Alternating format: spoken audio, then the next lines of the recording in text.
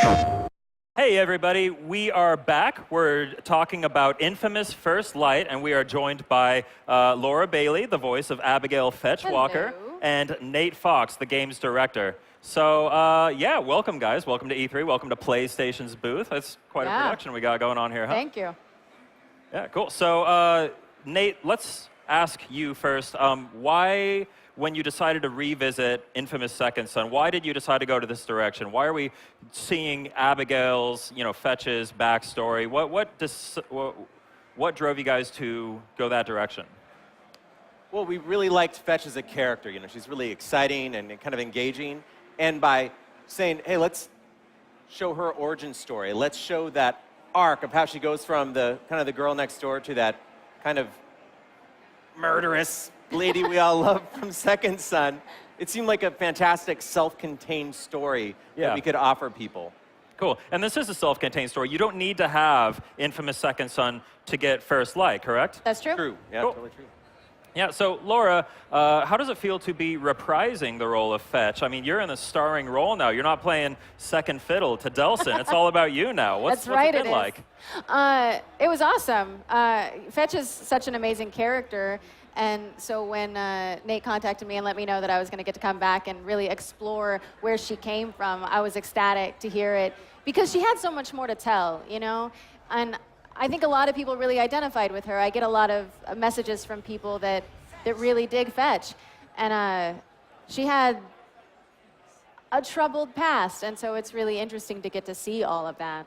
Yeah, she's a different character now. She was, a certain way in Second Son, but she's got kind of a different personality now. This is back. It seems a lot darker based on the trailer, which we're running here, which we saw. This is, if you played Second Son, you saw some of that backstory, and you know that Fetch comes from a pretty dark place. That was one of the most important things that we wanted to showcase in this, was showing the difference in her personality from then to Second Son. Yeah, okay. So now from a gameplay perspective, playing as Fetch, obviously, in Second Son, you had multiple powers you switched between. This one, all about neon. Fetch has her own distinct flavor of neon. Nate, can you tell me a little bit about how we'll be wielding that type of neon, Fetch's distinct powers? Totally. So in Second Son, Delsin got the ability to drain neon, and he had some neon abilities.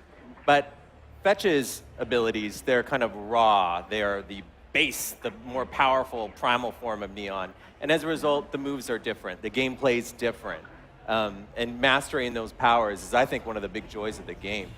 I mean, you played it. What did you think? I really felt like Delsin, when he got neon, he adapted it to his fighting style. Yeah. Right? So it's a slower sort of laser attack and everything. But playing as Fetch, which I got to do, which was straight from the source. It's so much fun. She moves so much faster because, she's had it for forever. She knows how to showcase it.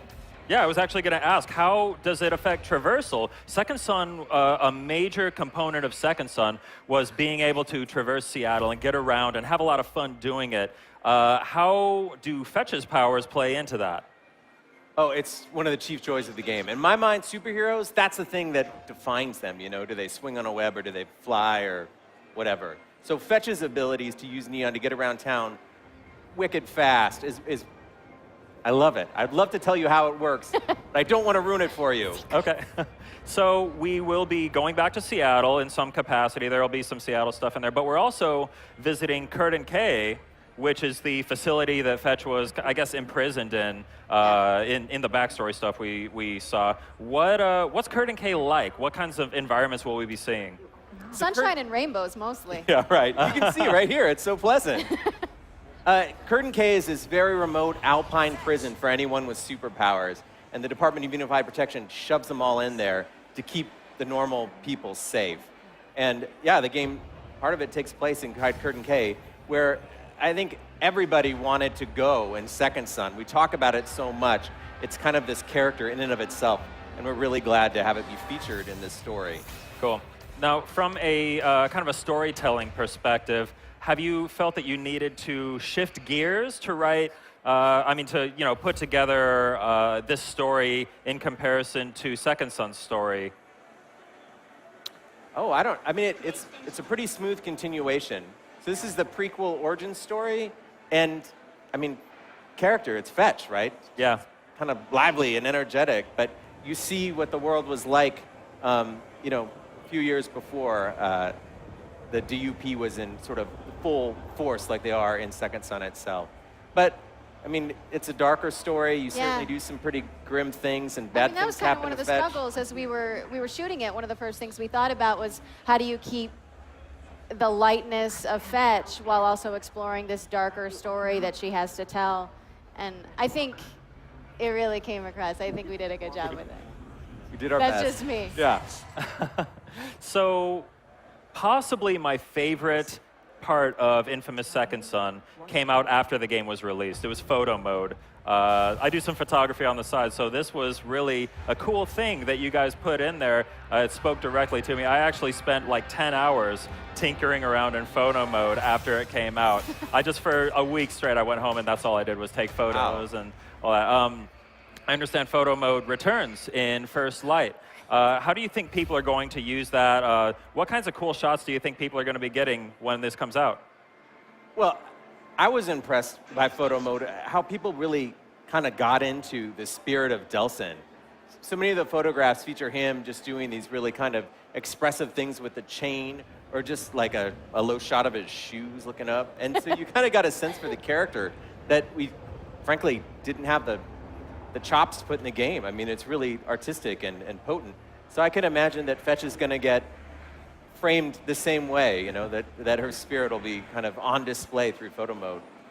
Yeah, she's a really cool-looking character, the same way Delsin is. I mean, the character models in the game are just so incredibly rendered. I mean, when photo mode came out, I think people were expecting to go in there and say, oh, look at these textures, they're not quite. But no, they all look amazing. It's gorgeous. Delsin's being and everything, and I imagine Fetch's character model will look amazing as well. It looks pretty cool. Well, you know, the face is based on your own, Laura. Oh. In case you can't tell. Cool, so Infamous First Light, when can we get our hands on Infamous First Light, and how do we do it? It's coming out August 2014. That's right, and you can download it off the PlayStation Network. Am I right? That's correct. For $14.99. I know all these answers. Yeah, and I'm super excited to get to see it come out. I'm so stoked to be playing Fetch again. Yep. All right, well, Nate, Laura, thank you guys so much for joining us. It's been fantastic. I can't wait to PlayStation